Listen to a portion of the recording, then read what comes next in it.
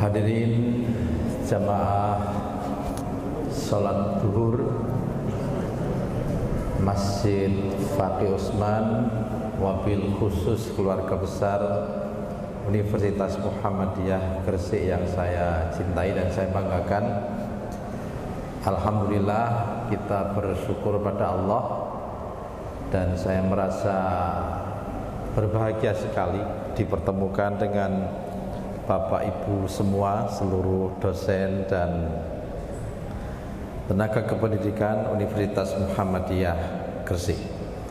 Mudah-mudahan kegiatan kita pada siang hari ini mendapatkan ridho Allah Subhanahu wa taala dan dapat menjadi penyebab diampuninya dosa-dosa kita. Amin. Hadirin yang berbahagia, sesuai dengan maklumat pimpinan pusat Muhammadiyah, insyaallah tanggal 1 Ramadan akan jatuh pada tanggal 23 Maret 2023. Tentu kita semua sebagai orang yang bekerja di amal usaha Muhammadiyah itu kan mempunyai 3 bentuk komitmen. Yang pertama adalah komitmen terhadap Islam, yang kedua adalah komitmen terhadap Persyarikatan Muhammadiyah, dan yang ketiga adalah komitmen terhadap amal usaha di mana kita berada. Komitmen terhadap Islam tentu kita wajib untuk melaksanakan perintah Allah dan Rasulnya sesuai dengan Al-Quran dan As-Sunnah. Komitmen terhadap Persyarikatan Muhammadiyah, ya tentu kita harus taat dan patuh apa yang menjadi regulasi, apa yang menjadi aturan, apa yang menjadi keputusan, apa yang menjadi maklumat dari pimpinan pusat Muhammadiyah. Sehingga ketika pimpinan pusat Muhammadiyah menetapkan dalam maklumatnya 1 Ramadan adalah tanggal 23 Maret 2023, 1 Syawal tanggal 21 April ya tahun 2023, tentu kita wajib sami'na wa atona. Kita wajib berpuasa dengan mengikuti apa yang sudah ditetapkan oleh pimpinan pusat Muhammadiyah. Inilah bentuk komitmen kita terhadap Persyarikatan Muhammadiyah. Yang ketiga, komitmen terhadap amal usaha, dalam hal ini adalah komitmen terhadap Universitas Muhammadiyah Gresik, adalah bagaimana kita mencurahkan pikiran dan tenaga kita untuk memajukan, mengembangkan dan memajukan Universitas Muhammadiyah Gresik. Nah, Bapak Ibu sekalian, karena Ramadan insya Allah tinggal 8 hari lagi ya, tinggal mungkin seminggu lagi. Tentu kita menyambut setiap kedatangan bulan suci Ramadan adalah dengan mengucap marhaban ya Ramadan, bukan ahlan wa sahlan ya Ramadan. Marhaban dan ahlan wa sahlan artinya sama, yaitu selamat datang. Sama-sama menyambut tamu, tetapi khusus bulan suci Ramadan adalah dengan marhaban. Ahlan wa sahlan, kata ahlan berasal dari kata ahl yang artinya keluarga.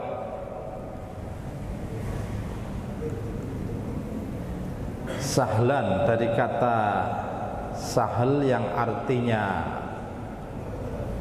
damai, kan begitu.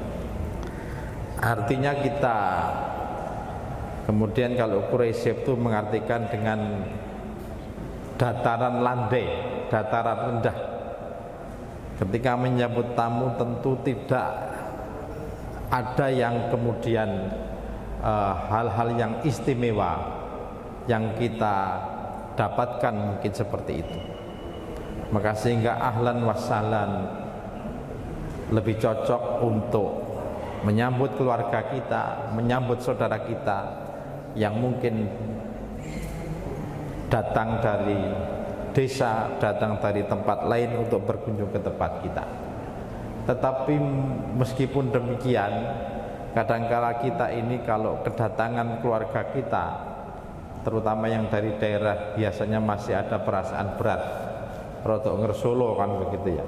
Nah, berbeda dengan bulan suci Ramadan. Marhaban dari kata rohib ya, R-A-H-B ya. Rohib yang artinya adalah berlapang dada. Jadi luas pandangan, berlapang dada.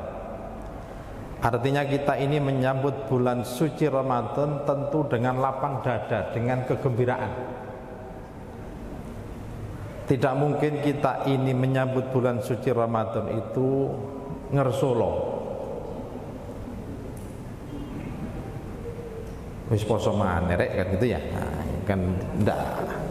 Kita mesti kita ngomongnya alhamdulillah. Terutama mohon maaf ya yang badannya besar, perutnya besar seperti saya ini mungkin bersyukur kalau puasa. Ini karena indikator kesuksesan puasa itu berat badan harus turun salah satunya. Kalau orang puasa berat badannya tambah naik itu berarti puasanya tidak sukses itu. Ini marhaban, selamat datang. Dengan menyambut, kita sambut dengan penuh kegembiraan. Kita sambut dengan hati yang ikhlas. Kita sambut dengan berlapang dada. Maka disitulah Ramadan itu kita sambut dengan istilah marhaban, bukan ahlan wa sahlan. Sehingga firman Allah dalam surat Al-Baqarah ayat 183, A'udzubillahi minasyaitonirrajim, ya ayyuhalladzina amanu kutiba alaikumussyam kama kutiba alal ladzina min qablikum la'alakum tattaqun.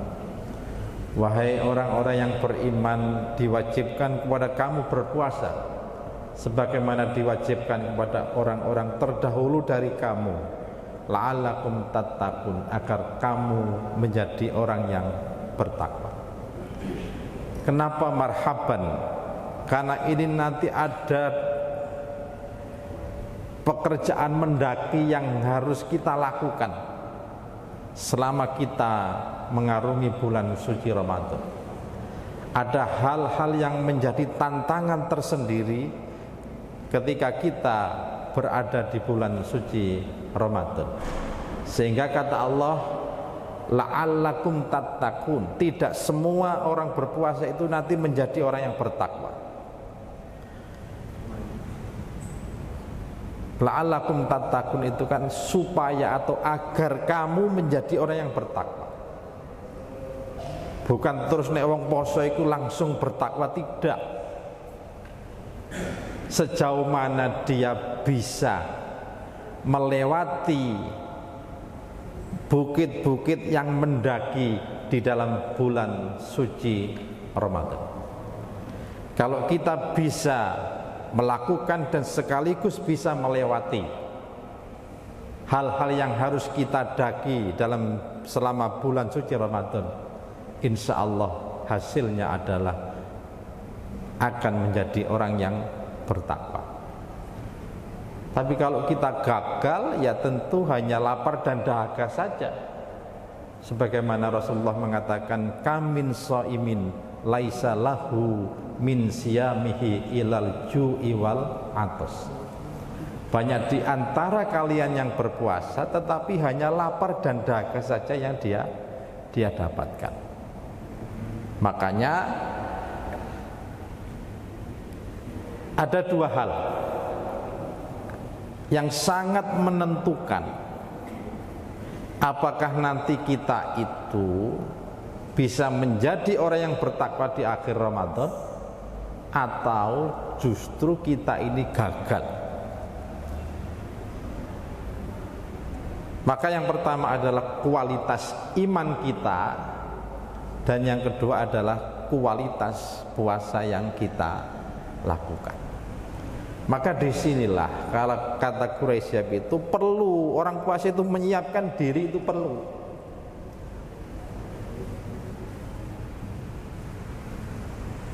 Karena nanti ini loh, jalan mendakinya itu berat, sehingga perlu latihan.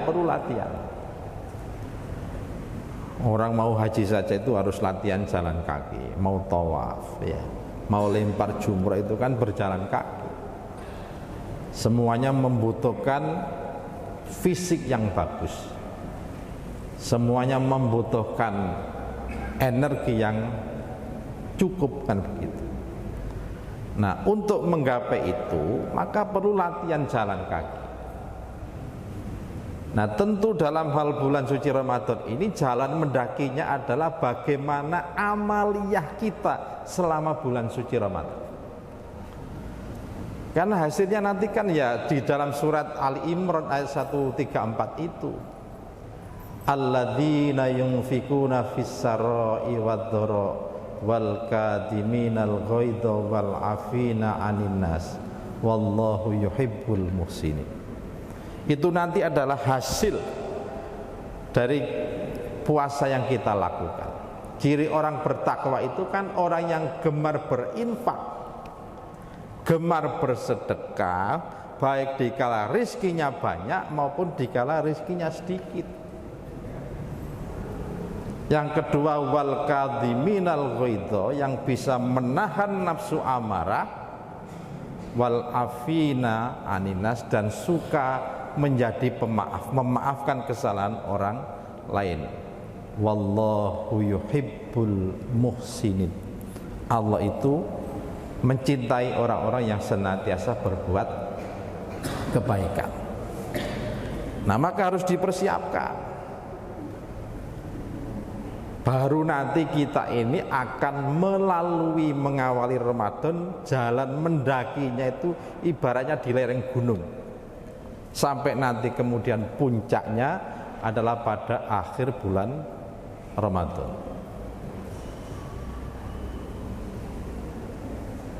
Ya tentu ibadah amaliyah kita itulah yang menjadi penentu dari kualitas puasa kita. Kalau hanya sekedar lapar dan dahaga, ya tadi takutnya kita ini hanya kamin so'imin laisalahu min siyamihi ilal ju'i wal atas. Banyak di antara kalian oleh mek poso weteng luweh, kan gitu ya.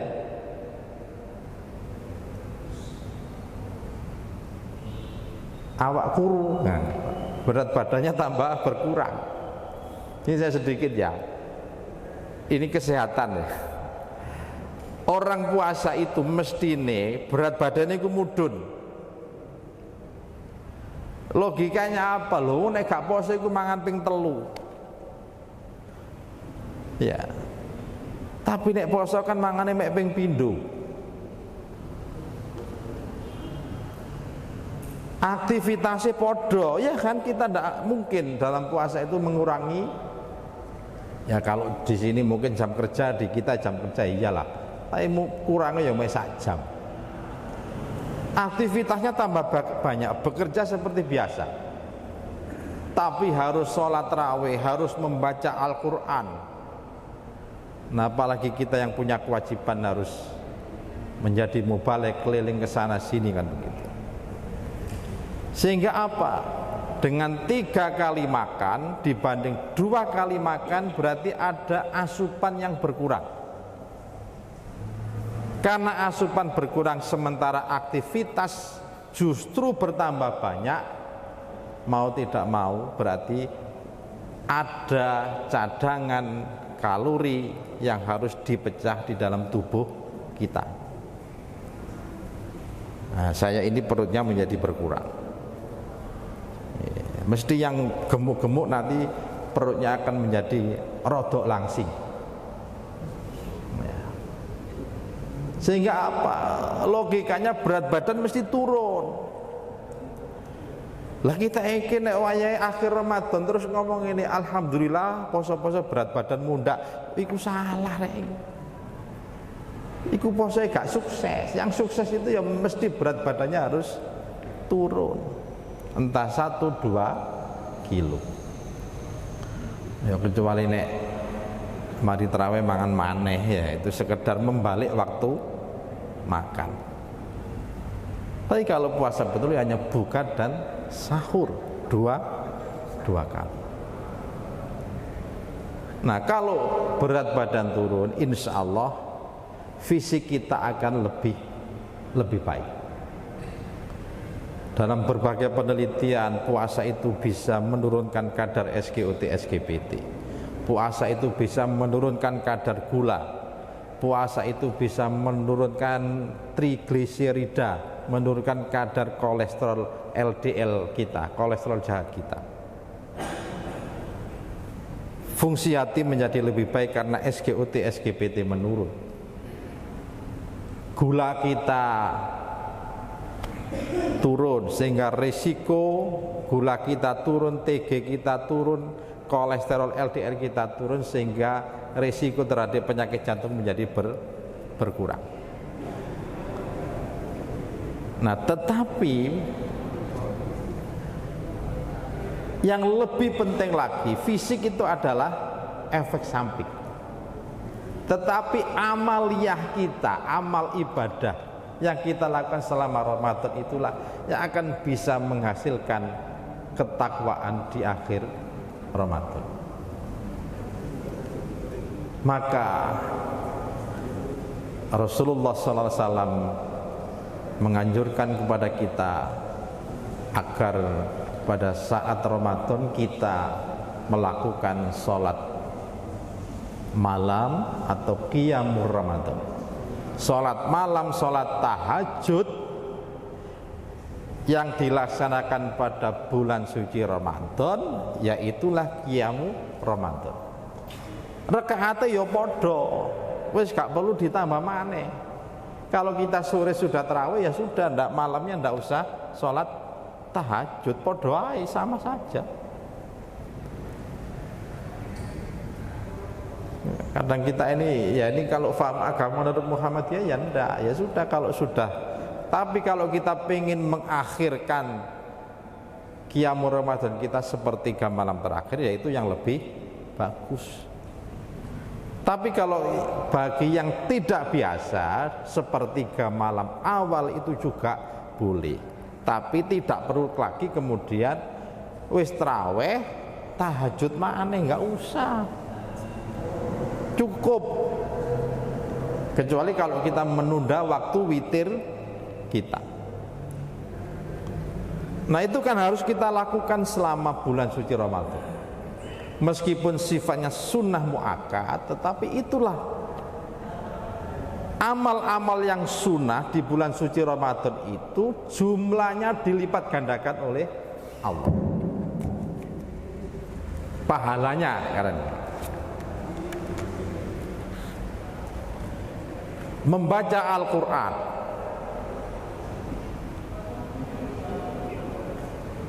makanya Ramadan itu kan biasanya lebih tenang.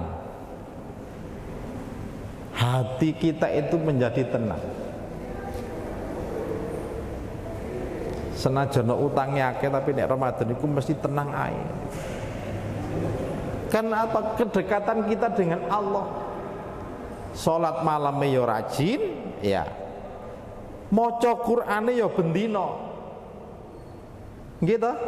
Kita ini kalau mungkin di luar Ramadan kita ini jarang membaca Al-Quran. Tapi nek Ramadan mesti menyempatkan waktu untuk membaca Al-Quran. Meskipun tidak harus habis 30 juz dalam satu bulan, tetapi kita ini menyempatkan. Allah sudah sampaikan wa nunazzilu minal qur'ani ma huwa syifaa'u wa rahmatul lil mu'minin. Dan aku turunkan Al-Quran itu sebagai syifa, sebagai obat. Obat apa? Ya obati hati rek. Quran itu loh obati hati, bukan obatnya fisik kita. Loro untu temboknya ditulis iya, nu tempel no, dipalu tulisan Arab ini. Bukan begitu. Quran itu obatnya hati kita, obatnya rohani kita. Nek pengen rohaninya sehat, ya baca Al-Quran. Karena Al-Quran itu adalah obat.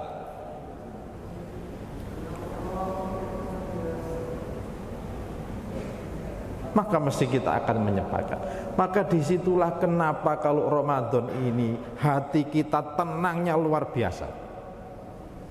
Sifatnya duniawi kadang-kadang awake dhewe lali.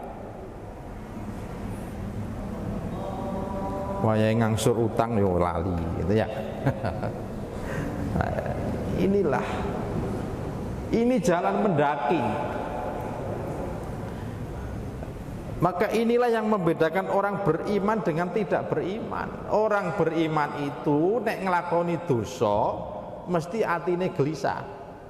Kalau orang beriman itu ketika dia berbuat kebaikan mesti hatinya tenang. Kalau orang tidak beriman meskipun dosane akeh ya tetep bae atine tenang.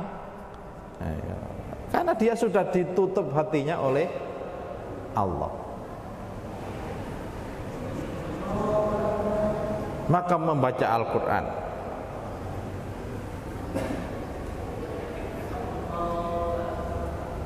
kemudian berikutnya amal yang harus kita lakukan, berinfak dan bersedekah sing akeh.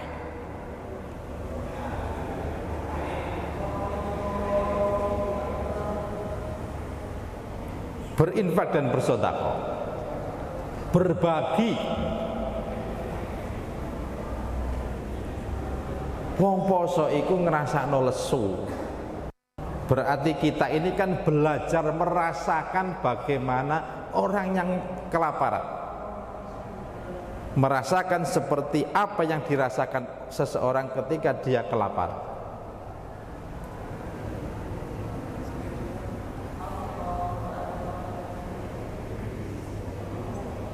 Maka berinfak dan bersedekah itulah belajare ya nang ngene bulan poso ngene iki.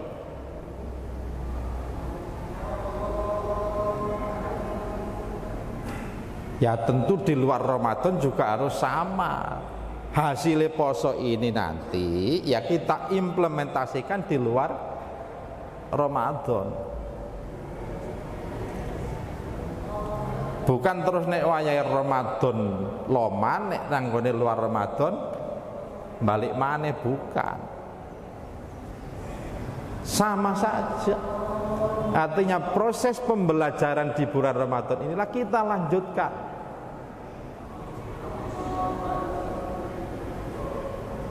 Masjid-masjid menyiapkan nasi untuk buka puasa. Masjid-masjid menyiapkan takjil untuk buka puasa. Nah, itu adalah bentuk amal. Nek wong gak biasa Pak, angel. Wong medhit iku masih nek Ramadan ya tetep ae ketok medhite. Tapi nek wong wis biasa loman, ya sudah, insya Allah di luar Ramadan ya tetep aja dia loman. Kadang loman iku memang gawane bayi. Ngobati watak iku, ngobati watak iku gampang, nek ngobati watak iku sing angel. Nah, apalagi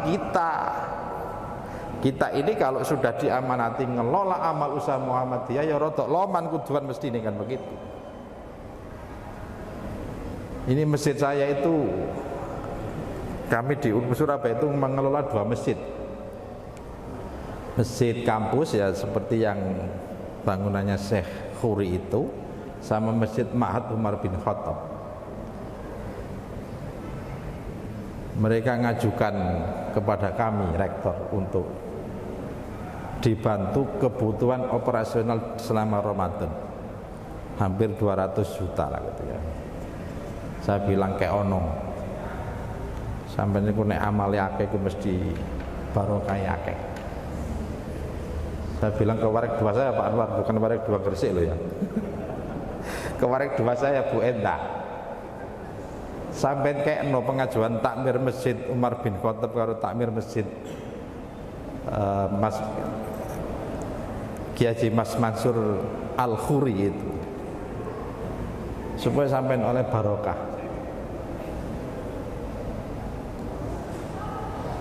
Terus saya bilang juga kepada engko nek SKI Fakultas Kedokteran Gigi mudun bulan Ramadan THR tambah ono 1,5%. 1,5%, jangan 100%, tambah ono 1,5%.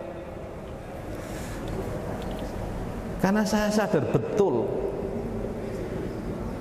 dengar berinfak bersedekah kepada siapa saja itu rasanya keberkahan itu selalu kita dapatkan.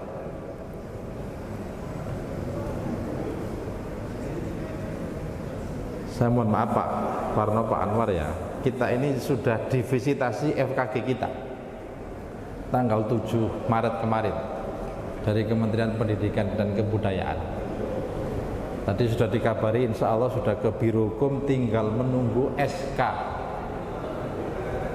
ya, dari Mas Menteri, tetapi masih dikerjakan di Biro Hukum.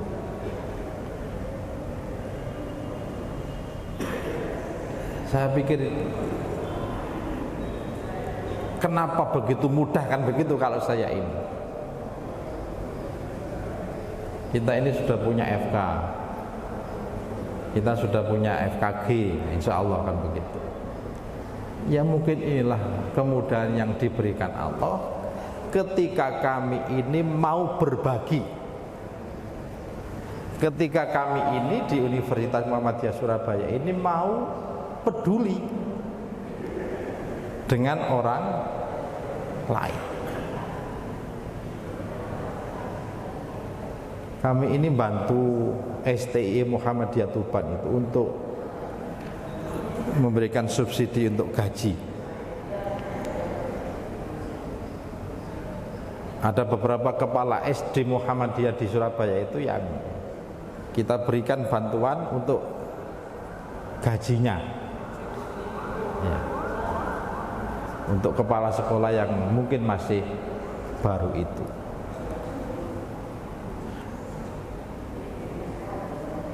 Ini PDM Sampang itu juga ngajukan untuk Ramadan, kegiatan Ramadan. Bapak ini gimana? Yo kayak ono Bu, aku ngomong. Mau duit selawe kok yo. Supaya berkah. Wah nek amal nek loman niku kok rasane balik nang awake dhewe ya. Kalau institusi itu loman juga kembalinya kepada institusi itu.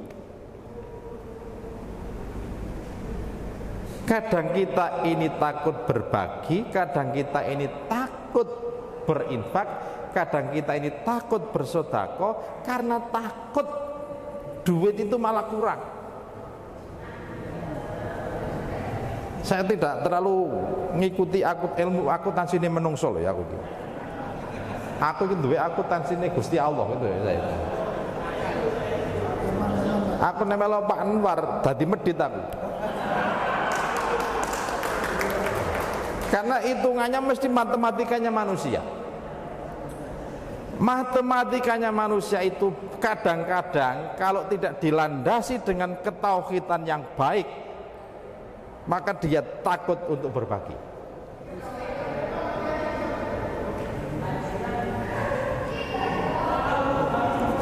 Saya sering sampaikan gini, wong berjuang nang Muhammadiyah iku landasan utamanya adalah ketauhidan yang bagus. Orang berjuang di Muhammadiyah itu landasannya adalah ketauhidan yang bagus. Kenapa? Tantangannya akeh, mesti harus punya sikap pantang menyerah.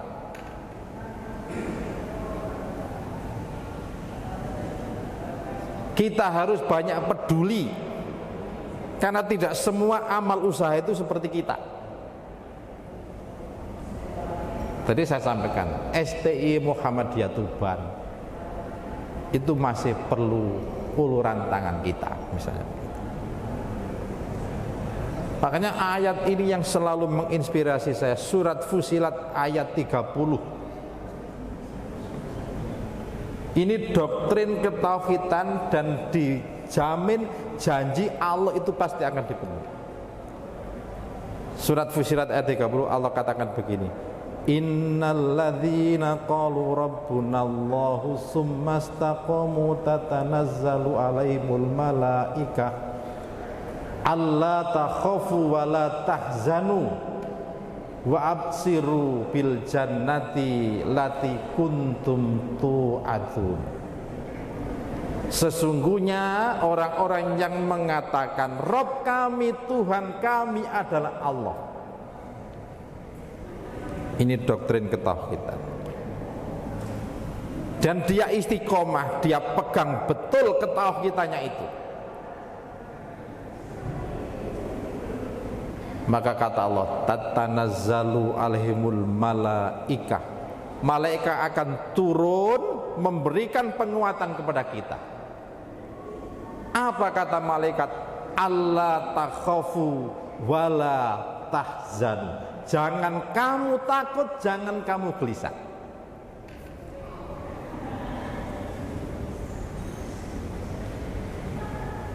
Ini di dunia. Wa absiru bil jannati lati kuntum tu'adun. Wahai malaikat, berilah kabar gembira. Orang-orang yang istiqomah ketauhidannya itu dengan surga yang aku janjikan. Lalu apa kata Allah? Nahnu auliyaukum fil hayatid dunya wa fil akhirah. Sesungguhnya kata Allah, akulah yang ngurusi kamu di dunia ini dan ngurusi kamu di akhirat kelak. Ini doktrin ketauhidan yang luar biasa. Allah takhafu wa la tahzanu, jangan kamu takut, jangan kamu gelisah. Nahnu auliyaukum fil hayatid dunya wa fil akhirah. Sesungguhnya akulah yang ngurusi kamu di dunia dan di akhirat. Ini luar biasa. Nah ini jaminan nih Gusti Allah koyo ngene kok lapo awake dhewe wedi. Itu aja kalau saya. Belum lagi janji Allah mengatakan, surat Saba ayat 39, wa ma anfaqtum min syai'in fahuwa yukhlifu. Apa saja yang kamu infakkan, kata Allah, pasti akan diganti oleh Allah. Oh, ini jaminan luar biasa. Pasti akan diganti oleh Allah. Nah kalau sudah demikian, kenapa kita masih takut untuk berbagi? Kenapa kita masih takut untuk berinfak, bersedekah, untuk membantu yang lain?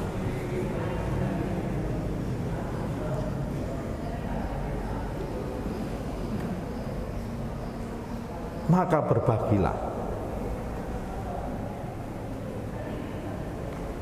Dengan berbagi itu akan banyak keberkahan yang kita dapatkan. Orang yang bermuhammadiyah secara lillahi ta'ala, mesti dia akan peduli dengan orang lain. Innallaha la yukhliful mi'ad. Sesungguhnya Allah tidak akan pernah mengingkari janjinya.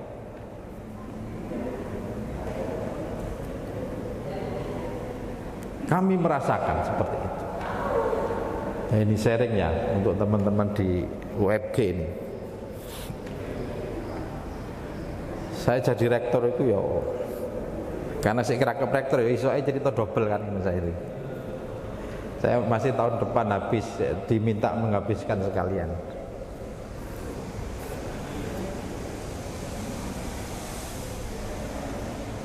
Saya jadi rektor sudah 10 tahun.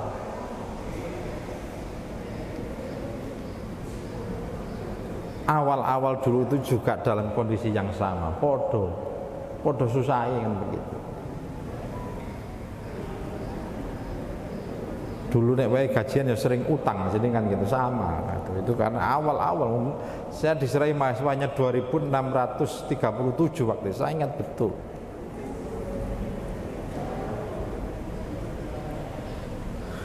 Kami harus, tapi waktu itu saya pun tetap bilang, saya pernah marah pada kepala BAK saya, mungkin Pak Anwar tahu, Pak Ma'ruf. Nek wae nyumbang sakmene dikurangi maneh, nek wae nyumbang sakmene dikurangi maneh. Jare ini duwite gak ono. Yo ngene iki sampe sing garai gak berkah iku begitu. Nek wis tak disposisi ku ya sumbangan lah. Sampeyan sik gak yakin Gusti Allah iku lho sugih. Dudu aku sing sugih, Gusti Allah sing sugih.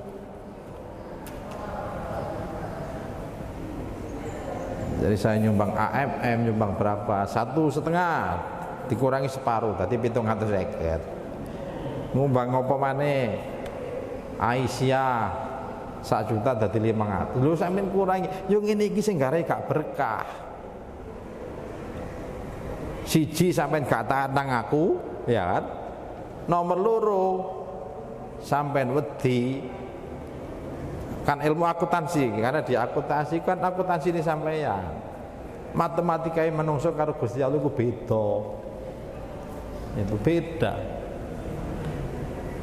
Sampeyan nek sudah urusan amal iku aja dihitung gawe matematika menungso, ngitungan karo matematika Gusti Allah. Wong nek amal iku padha karo bersyukur. Nek wong bersyukur mesti la azidannakum. La in sakartum la azidannakum. Nek awakmu bersyukur, syukurmu implementasinya apa? Ya peduli, loman, berbagi, itu implementasi syukur. Kata Allah la azidannakum. Pasti akan aku ganti, kata Allah. Dan jumlahnya dilipat ganda. Tapi ini awakmu medit, awakmu bakhil, awakmu terpaku dengan ilmu matematikanya manusia. Wala in kafartum, kamu kufur nikmat. Kata Allah, inna adzabillah syadid. Kamu akan mendapatkan azab yang pedih. Mungkin kita diberikan musibah-musibah kecil yang memaksa kita untuk mengeluarkan uang yang kita dapat. Sakjane nek dibagi dhisik kira-kira ya kan dipaksa Gusti Allah kan begitu, tapi mergo diempet ae. Nah, akhirnya dipaksa ngetokno kan begitu. Maka yang seperti inilah. Nah, termasuk juga mungkin kenapa urusan-urusan kita kadang-kadang sulit, jangan-jangan karena kita ini kufur nikmat, itu loh, kurang amale itu loh, kadang-kadang gitu. Nek mergo kurang amale akhirnya urusannya angel, arep ngedokno FK gagal misalnya gitu ya. Nah, itu mungkin kurang amale. Wis FK wis ket biyen no, ya sik gagal ae iki kan. Coba nek amale sampai nake dalani Gusti Allah iku ono ae. Awalnya saya itu juga ya Allah, mosok rek peraturan dirjen maca awal iku wis kalau mendirikan FK di Pulau Jawa kan harus akreditasi A atau unggul. Kalau di luar Jawa harus akreditasi, boleh akreditasi B. Nah, tapi ternyata FKG cukup dengan B atau baik sekali. Iki nek gak mergo amali akeh, dadi kei dalan ngene aku. Nah, ini saya kira ini penting. Jadi secara personal kita juga sama. Mengenai secara dadi wong aja medit-medit. Personal loh ya. Iku ono satpam, ono sing jaga masjid apa. Ya itu perlu kita. Duit-duit ini kayak ono 10.000 kayak tuku sarapan, misalnya begitu. Nah, apalagi kita ini institusional. Unmu Surabaya itu mungkin terkenal loman kira-kira gitu. Bayangkan PWM Aceh itu minta sumbangan ke Unmu Surabaya untuk musfil. Bayangno, itu musfil PWM Aceh.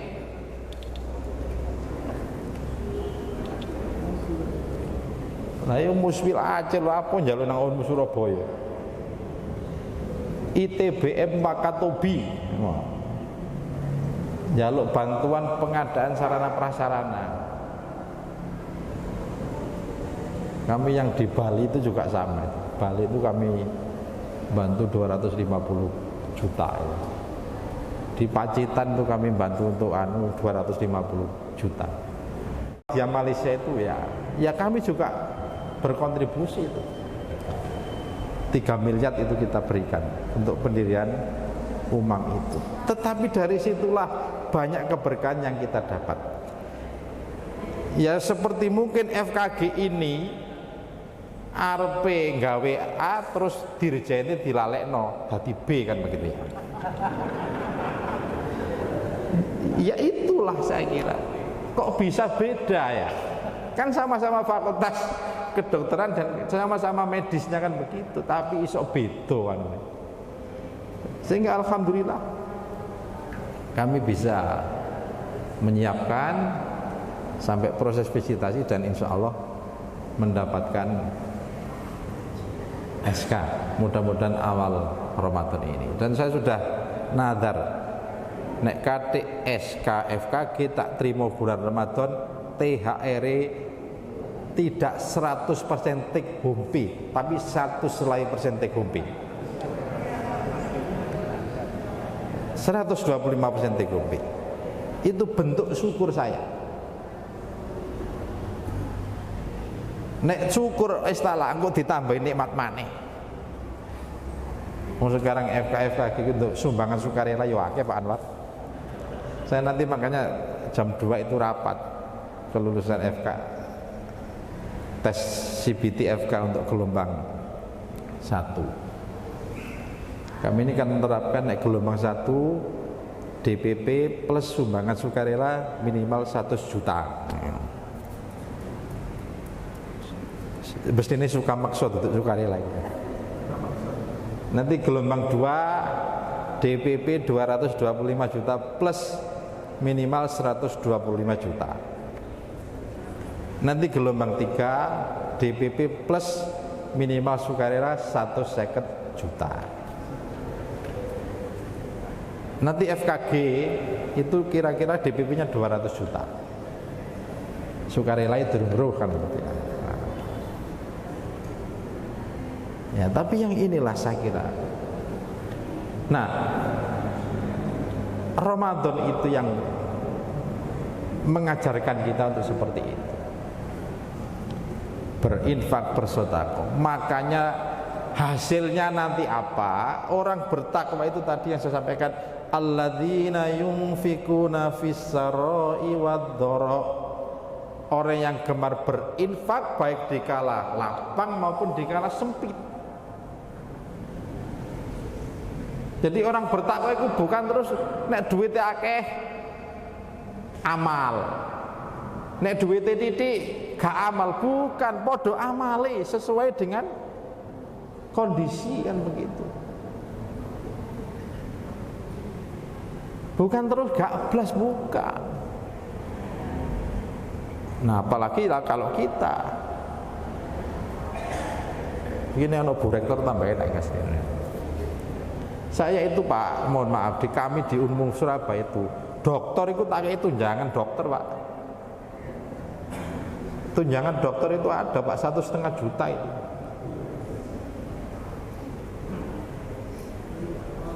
Makanya teman-teman itu sudah dokter kami itu hampir 100 orang. Karena dia senang kita berikan tunjangan dokter setiap bulan. 1,5 juta. Ya meskipun profesor CNIDK, tapi tunjangan dokter itu ono.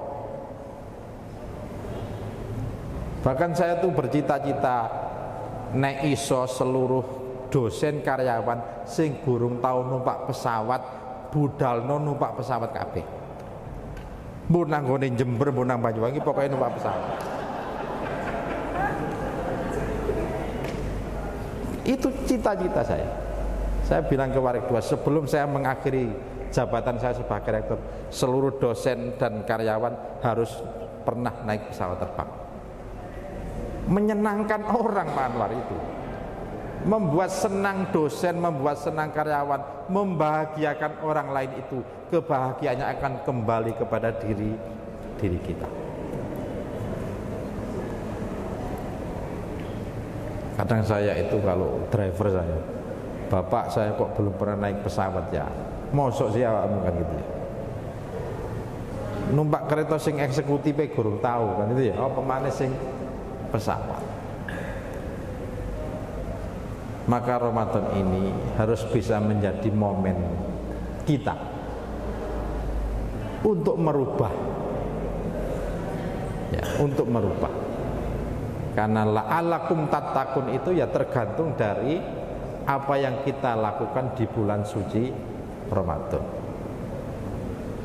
Jadi saya sampaikan, nek ono masjid ngajokno ya sudah, yang kita beri saja. Tidak pernah kita berhitung, pasti Allah itu akan mengganti.